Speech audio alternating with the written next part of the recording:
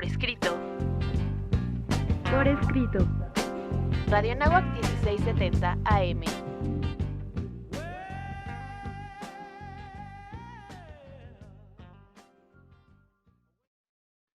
Eleva tus sentidos, estamos un programa más en Por Escrito y el día de hoy nos acompaña.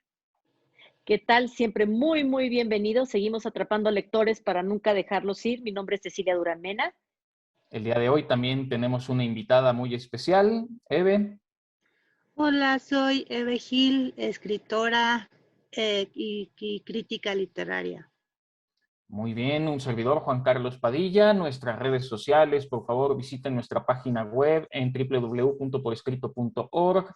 En Twitter nos pueden encontrar como Por Escrito, Facebook Por Escrito MX, en Instagram Revista Por Escrito, Spotify Por Escrito. Escúchenos también, por favor, en Código Libre, cada semana a las 9 de la noche, una transmisión nueva. El día de hoy estoy bendito entre las mujeres, porque este mes, no solo este mes, pero particularmente este mes, la voz de las mujeres tiene que escucharse con fuerza. Vamos a nuestros pretextos literarios.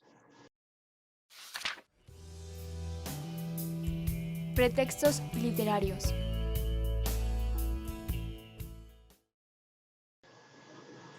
Mi querida Ceci, ¿cuál es el pretexto literario del día de hoy? Ay, mi querido Juan Carlos, nada más de escucharte en la presentación se me puso la piel chinita y es que hoy vamos a hablar de esto que Eve Gil llamó evaporadas. Evaporadas porque a veces la voz de la mujer efectivamente pasa esto, tantas autoras, tantas letras que por alguna razón no han tenido ese cauce, no han llegado a ojos de lectores. Y como bien dice Eve en el primer texto de este libro, no es en muchos casos que queramos victimizarlas, porque eso sería hacer un terrible juicio de su trabajo. Al contrario, es hablar de ellas para que pasemos los ojos por esos textos y que por fin puedan ser conocidas y por fin se cierre este círculo que tiene que haber entre el que escribe, la que escribe y sus lectores. De eso vamos a hablar el día de hoy, mi querido. Vamos a hablar de las mujeres anónimas en la literatura, de las mujeres ignoradas o, como bien dice Eve Gil, de las mujeres evaporadas. Y por eso viene Eve Gil el día de hoy con nosotros. Eve. Hola, buenos días. Un poquito Cuéntanos, de manera Eve, general. Eso. ¿Sí? Bueno, yo soy Eve Gil, soy escritora, periodista cultural, crítica literaria. Pues el día de hoy vamos a hablar de mi libro Evaporadas, publicado en coedición por Nitro Press y la Universidad Autónoma de Sinaloa, en el que reúno la semblanza de algunas autoras, unas conocidas, otras nada conocidas, que tienen en común haber llevado vidas tormentosas que no les impidieron escribir una excelente literatura. Y precisamente por eso el programa, lo que queremos nosotros es abordar eso, porque no se trata solo de que sean conocidas o no conocidas. Como Sí. profesor universitario, a mí me gusta explicar que pensamiento y lenguaje están vinculados. Y bueno, la literatura ha sido preponderantemente masculina en la historia de la literatura, pero siempre hay estas voces femeninas que nos permiten ver un mundo desde la cabeza de una mujer en cualquiera de sus épocas, y esto, leerlo en ojos contemporáneos o en ojos de la antigüedad, nos permite adentrarnos a una manera muy diferente y muy buena de ver las cosas. ¿O no lo crees así, Ceci? Sin duda, Juan Carlos, yo creo que entrar en la cabeza de una mujer que es creadora es entrar como a una especie de taller en donde vamos a ver cuáles son los engranes que las llevaron a poner en un texto determinadas letras. Algunas que fueron tachadas pues como locas, otras como insanas, otras como ignoradas totalmente. ¿Qué fue lo que las llevó? víctimas de su tiempo, por favor no, porque eso es algo que a mí me gusta mucho, porque verlas como víctimas sería como desvalorizarlas, y realmente no. Hay textos magníficos, geniales, que escribieron estas mujeres y que es preciso conocer. Por eso este libro que escribió Eve a mí me pareció muy, muy lindo. ¿Qué te llevó, Eve, a fijar tu atención en estas evaporadas?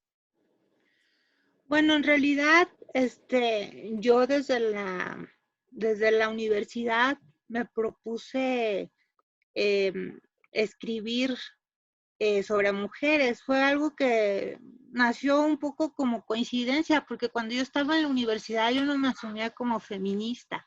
Ahora sí, pero en la universidad no tenía yo mucha noción de lo que era el feminismo.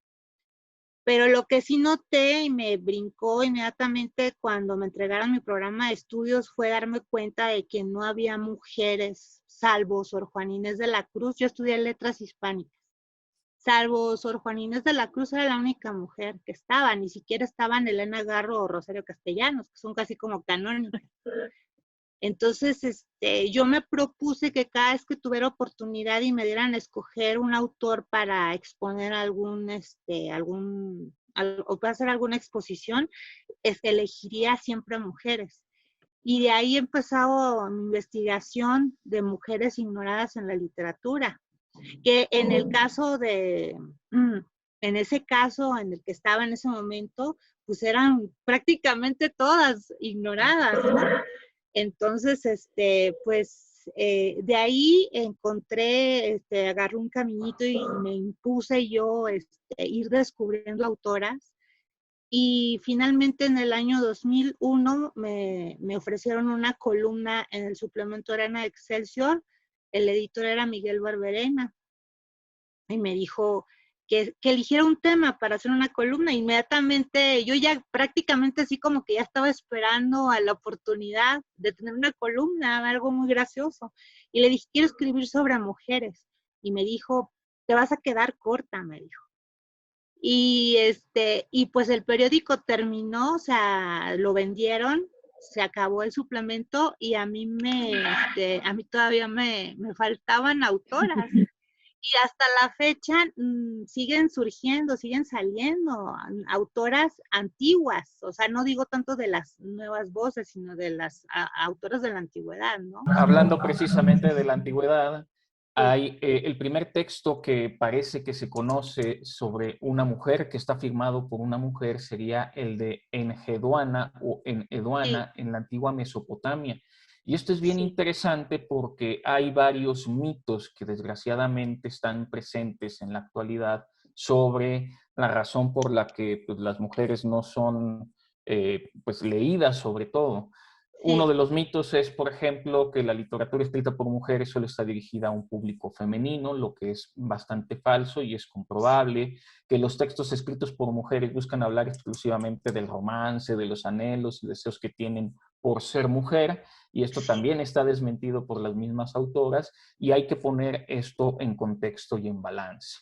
Este es apenas el pretexto literario. Vamos a continuar con estas conversaciones en la sección de conversaciones. Por el momento vamos a nuestra próxima sección.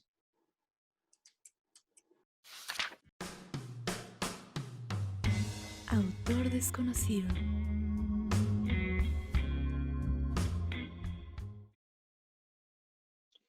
Pues en esta sección de lo desconocido, hoy nos vamos a dedicar a hablar de una mujer maravillosa, que es Aspasia de Mileto, la verdadera maestra de la retórica. Si ustedes recuerdan sus clases de filosofía, las de lógica, las de ética, tal vez estuvieron pobladas siempre de los grandes filósofos. Siempre se hablaba, por supuesto, que se hablaba de Sócrates, de Platón, de Aristóteles, y seguramente estuvieron hablando por ahí de Heidegger, de tantos, de Nietzsche, en fin, ¿verdad?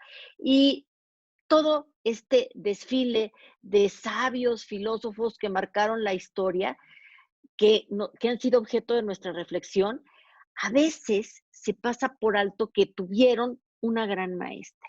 Y esa gran maestra fue Aspasia de Mileto. Sócrates, que fue maestro de Platón, y este, que fue maestro de Aristóteles, ¿qué creen? Tuvo una gran maestra, y esa gran maestra a la que él efectivamente le da reconocimiento es Aspasia de Mileto. Como sucede generalmente, las ideas de las mujeres de repente se empiezan a olvidar, y Aspasia de Mileto ha sido reducida en la historia por un halo de misterio que envuelve su vida. Pasa que no se conoce su fecha de nacimiento ni la de su muerte, y solo se tienen pequeños datos fiables porque hay como un periodo entre su unión con Pericles y la muerte de Lisicles, que fue su segundo marido. Entonces eso nos da una pista que Aspasia de Mileto vivió en el 427. Hay muchas controversias con respecto a ella, pero ella realmente es la madre de la retórica. Donde quiera que ella haya adquirido su formación, es innegable su contribución a la retórica, su condición como experta, y tanto en el aspecto logográfico como en lo concerniente a su faceta pedagógica, esta mujer que tenía una extrema pericia en el arte y esta capacidad que también tuvo de rodearse de alumnos ilustres que después serían reconocidos intelectuales de su época, y sobre todo ella contribuyó muchísimo al florecimiento de la vida cultural de Atenas. A ella le debemos mucho del gran esplendor de esta capital de la antigua Grecia, donde se consiguió la admiración tan difícil de hombres tan ilustres como Sócrates, que se convierte en su discípulo. Se dice que Aspasia de Mileto le escribía a Pericles algunos de sus grandes discursos. ¿Será que a ella le tengamos que atribuir ese verso maravilloso que dice Pericles, que si tú tienes una buena idea y no la puedes comunicar, entonces no tienes nada? ¿Sería de ella? Fue protectora de Protágoras. En fin, la verdad es que ella ha sido una mujer maravillosa y se convirtió en este signo femenino que le dio convergencia al arte, a la ciencia, a la filosofía, a la política, y verdaderamente es una mujer a la que tenemos que reconocer, Aspasia de Mileto, en este espacio de lo desconocido.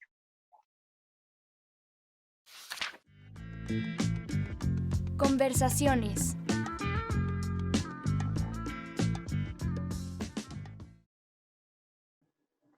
Pues ya llegamos a nuestra sección de conversaciones, mi querida Ceci, y aquí sería muy interesante, por supuesto, tú siempre nos vas dictando por dónde vamos guiando estas conversaciones, pero no estaría de más decir justo que ha habido muchísimas plumas que han tenido que ser ocultas. El nombre, finalmente es el nombre de alguien el que escribe pues estas historias, estas novelas o estos relatos, y muchas mujeres han tenido que ocultar su verdadero nombre bajo el seudónimo de un hombre sobre todo, o bajo el nombre de alguien más para poder publicar.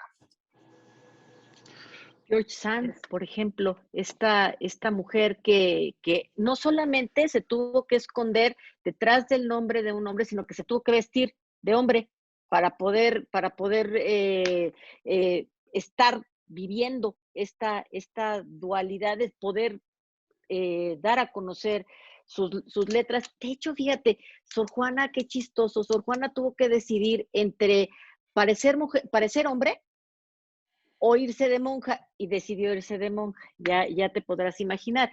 Y hablar de estas mujeres a las que les ha costado trabajo, a las que han llevado su lucha, me hace pensar también en Eve, porque Eve Gil, que ha escrito mucho, y ha escrito mucho sobre mujeres, también ha tenido su largo camino para estar luchando, para dar a conocer la pluma, porque pareciera, como dijo Eve en la primera sección de pretextos, que cuando nosotros nos enfrentamos a un programa en el que vamos a hablar de literatura de cualquier época, las mujeres no somos tan leídas y habría que empezar, como bien dijiste en este momento, a desempolvarlas y a ponerlas en la palestra para que la gente lo lea, porque hay cosas interesantísimas. Elena Garro, por ejemplo. Elena Garro, incluso a pesar de lo controvertido de que es ella que fue ella como persona, Octavio Paz dijo que una de los autores más lúcidos que tenemos en México es ella, y fue súper ignorada. Habría que pasar los ojos por Elena Garro. Y por tantas otras, ¿no crees, Eve? ¿A ti cuál te gusta? ¿Con cuál te gustaría empezar? De las que incluidas en mi libro, Sí. bueno, todas ellas me apasionan. Yo tengo un libro previo a este que se llama La nueva ciudad de las damas, en la que son autoras canónicas, o sea, son autoras que son muy reconocidas y muy leídas. Es como esta es la cara B de aquel libro, y sin embargo, este tuvo mucho más éxito que La nueva ciudad de las damas.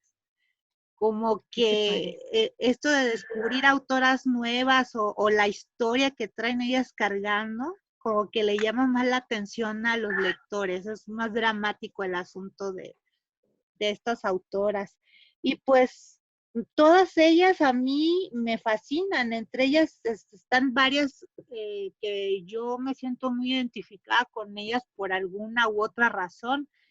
Por ejemplo, hay una autora que me encanta, que es Dorothy Parker, que es una cuentista genial, y ella fue alcoholiquísima, o sea, ella pues murió alcoholizada.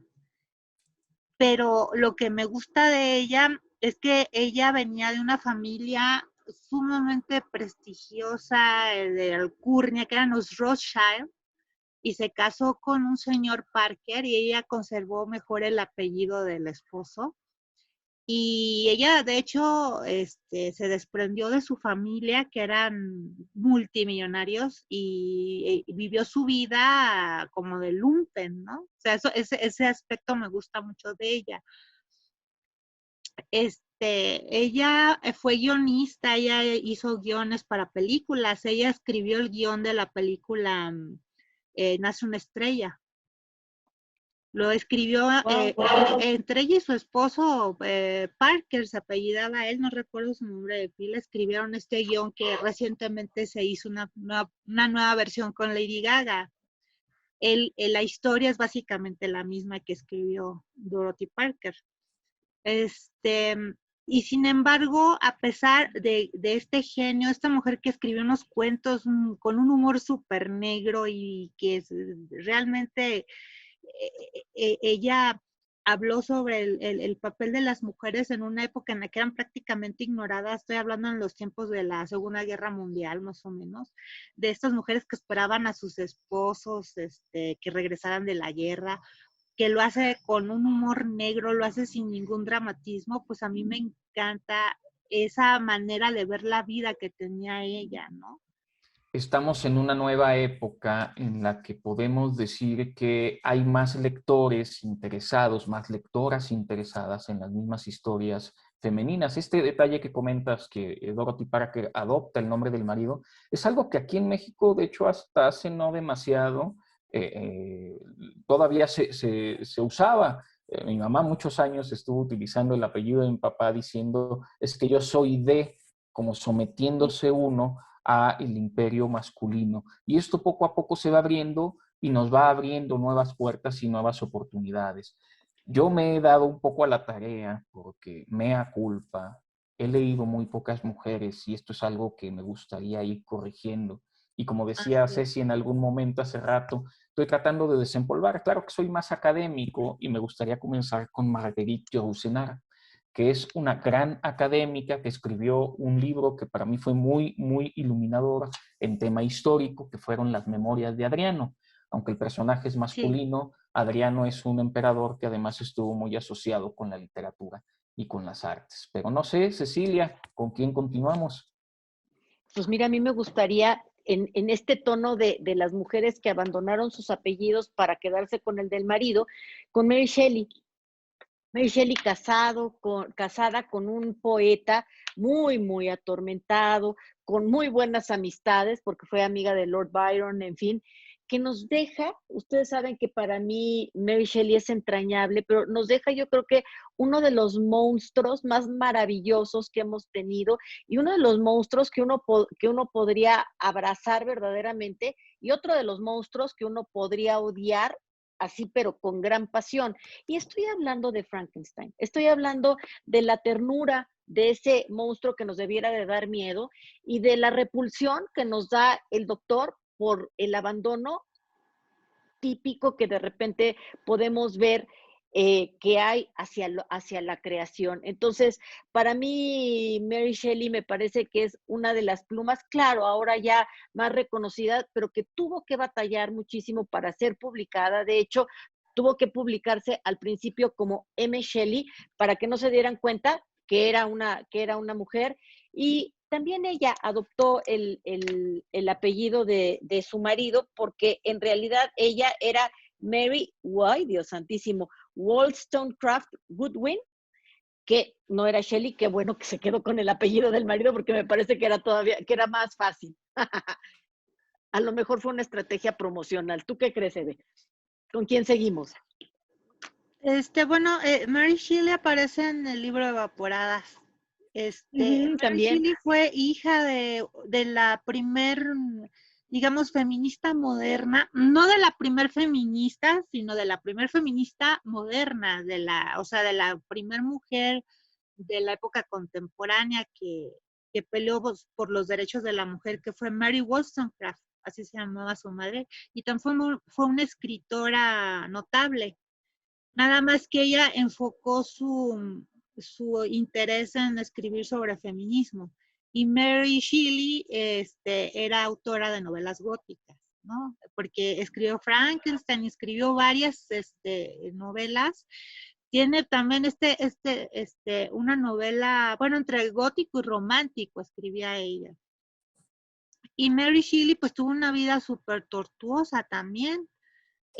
Vivir a la sombra de su esposo, que era el poeta Percy Shelley, tuvo una enfermedad terrible que es el cáncer en el siglo XIX, cáncer de seno.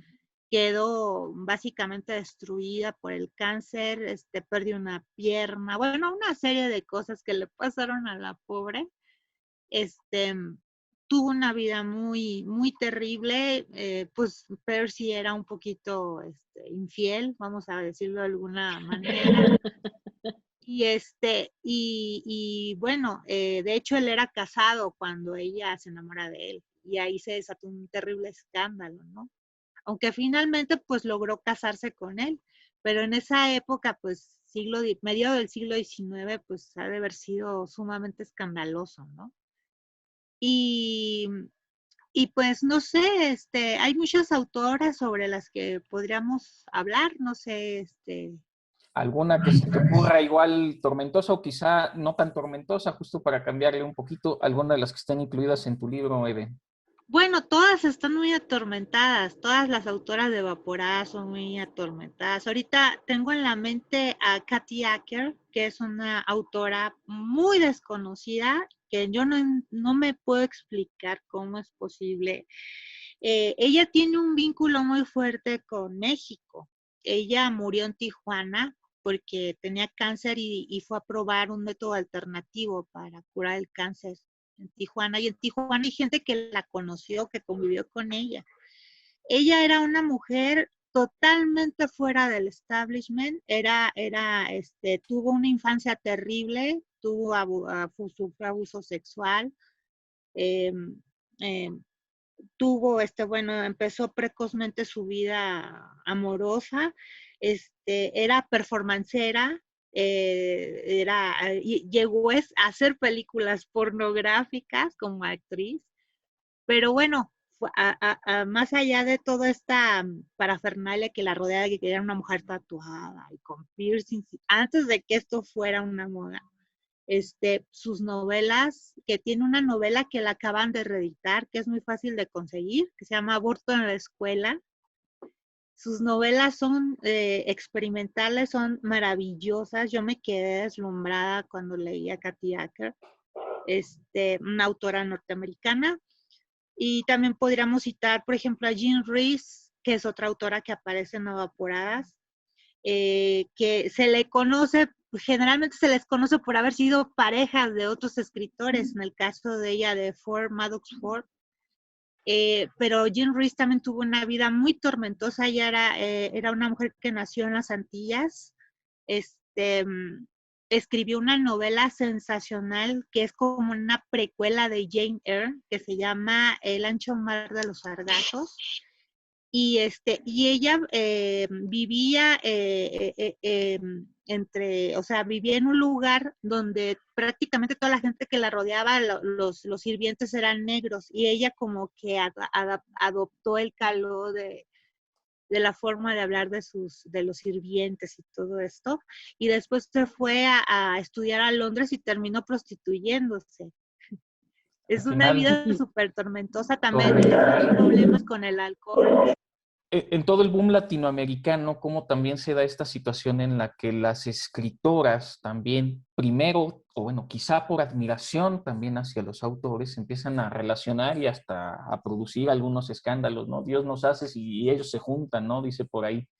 En fin, para un poquito continuar y ya empezar un poquito con el tema de las recomendaciones, a mí me gustaría traer a colación, no está Raúl el día de hoy, pero una de las autoras que sí he leído, leí solo un relato que se llama justo El relato de Ursula K. Le Guin. Ella es más conocida por sus historias de Terramar. Falleció, creo, recientemente, hace un par de años. Una autora también, una buena pluma en el tema de fantasía, de distopías, que también se metía mucho en el mundo académico. Creo que vale la pena recomendar a estas autoras, animarnos a leer. Si nos metemos en la cabeza de una mujer a través de lo que escribe, vamos a ampliar nuestro mundo. Y esto nos hace muchísima falta el día de hoy. ¿No lo crees así?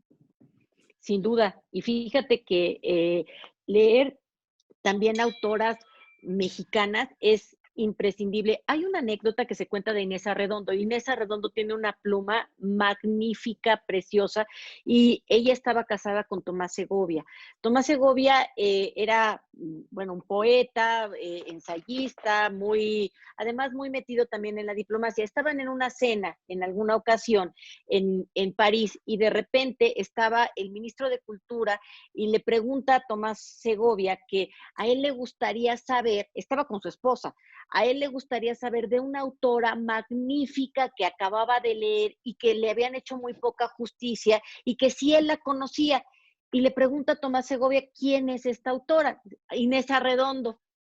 Y entonces voltea y ella dice, digo que soy yo. O sea, fue increíble porque Tomás Segovia como que siempre sintió celos de Inés Arredondo, y la verdad es que Inés Arredondo tiene unas cosas que vale la pena leer. Son textos muy sorprendentes, son textos verdaderamente que te sacan el aire y que te dejan una cicatriz, y te dejan una cicatriz porque es muy buena la pluma que la enarboló. Verdaderamente no podemos dejar de leer a Inés Arredondo.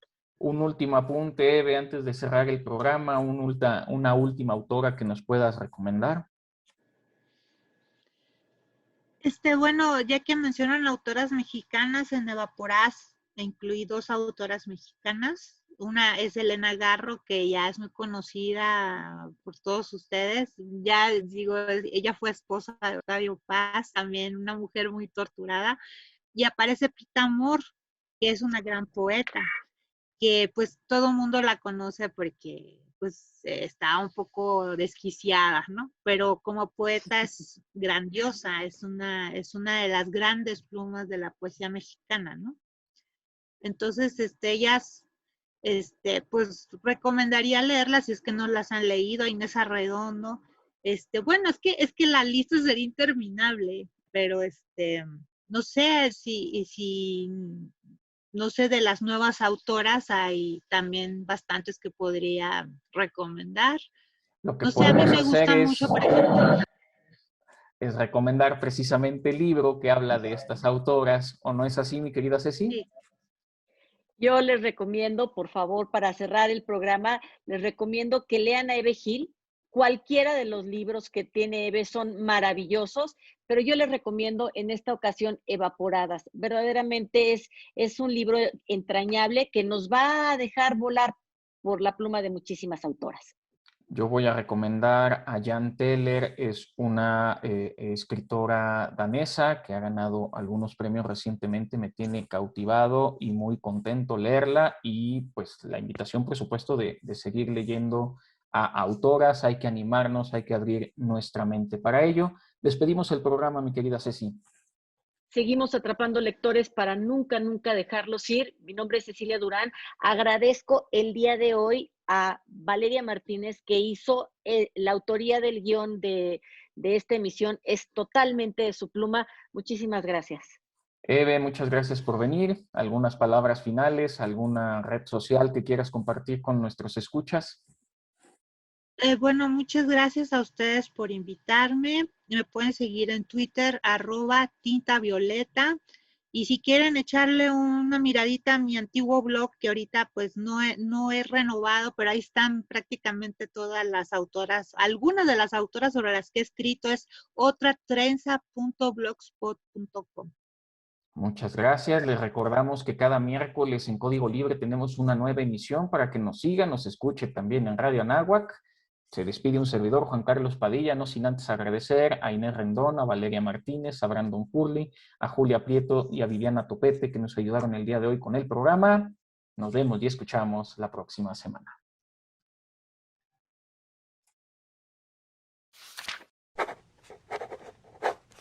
Ultimátum. Escribid, mujeres, escribid, que durante siglos se nos fue negado. Virginia Woolf. A mí me gusta contar. La verdad es que lo supe desde muy chica y durante muchos años mis herramientas fueron los números. Pensaba que contar era 1, 2, 3, 4, 5. Y con estas herramientas construí castillos hermosos, grandes verdaderamente, pero se derrumbaron. Luego entendí que contar también podía ser había una vez. Y me refugié en la belleza de las letras, en la maravilla de las palabras. Me gusta platicar y por eso también las uso muchísimo. He disfrutado mucho de acomodar letras, de narrar historias. Siento una gran satisfacción al hacerlo. Me parece que al escribir, al hablar, al leer, estoy tomando el timón de mi vida y le estoy dando dirección.